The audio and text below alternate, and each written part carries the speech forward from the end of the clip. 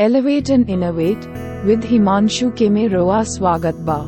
हर हफ्ता रोशनी भरल एपिसोड खातिर एलिवेट एंड इनोवेट विद हिमांशु के फॉलो आ सब्सक्राइब करे में ना भुलाइन।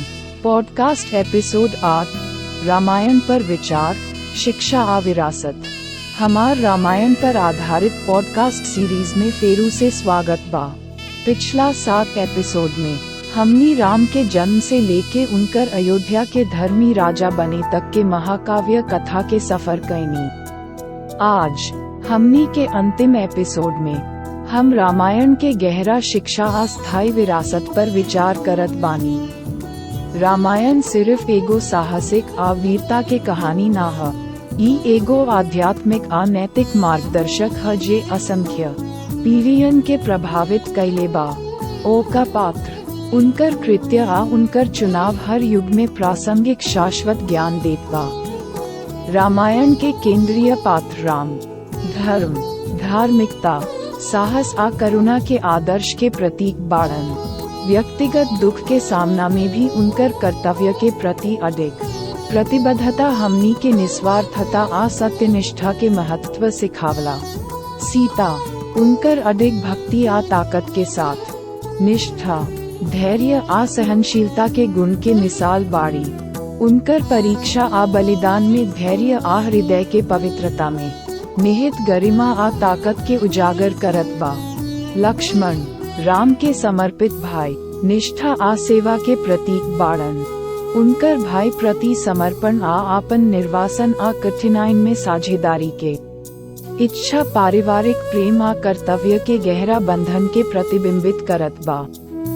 हनुमान, राम के वफादार सेवक आ प्रबल भक्त, भक्ति, बहादुरी आ निस्वार्थ सेवा के आदर्श के प्रतिनिधित्व करत बा।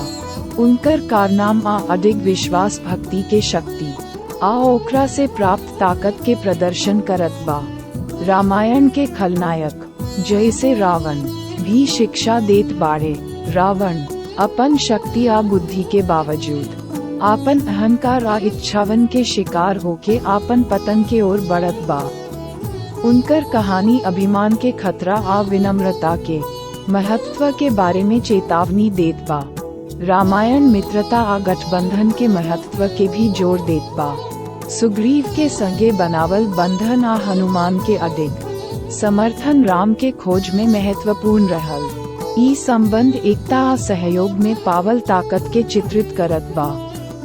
व्यक्तिगत पात्रन के अलावा रामायण सामाजिक मूल्य आ शासन पर भी विचार करत बा।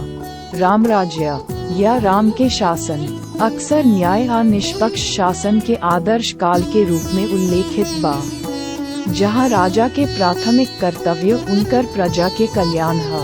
ई अच्छा शासन आ नैतिक नेतृत्व के एक मानक के रूप में काम करत बा। रामायण के प्रभाव साहित्य से आगे बढ़ के कला, संस्कृति आ परंपरा में भी विस्तार पावल बा। ई नृत्य आ रंगमंच से लेके फिल्म आ टेलीविजन तक विभिन्न रूप में अनगिनत अनुकूलन के प्रेरणा देहले बा। ई महाकाव्य दुनिया के कई हिस्सा में सांस्कृतिक आ धार्मिक जीवन के एगो महत्वपूर्ण हिस्सा बनल रहल बा। हमनी के सीरीज के समाप्त करत ई स्पष्ट बा कि रामायण सिर्फ एगो महाकाव्य कथा ना है। ई ज्ञान के भंडार, धर्मपूर्ण जीवन के मार्गदर्शक आ प्रेरणा के स्रोत है। कर्तव्य, भक्ति आ सद्गुण पर ओकर शिक्षा आज भी उतना ही प्रासंगिक बा जितना हजारों साल पहले रहे। एलिवेट एंड इनोवेट विद हिमांशु के पर एह यात्रा में शामिल होके खातिर धन्यवाद। हम आशा करत बानी की ई सीरीज रोआ के एह कालजयी महाकाव्य खातिर गहरा अंतर्दृष्टि आ प्रशंसा प्रदान कैले होखी। अगर रोआ हमरा पॉडकास्ट के आनंद लेहनी त कृपया सब्सक्राइब करी आ ओह लोगन से साझा करी जे एह कहानी आ उनकर शिक्षा के महत्व के मान्यता देत बा। अगिला बेर तक रामायण के बुद्धि रोआ के आपन जीवन यात्रा में मार्गदर्शन दे।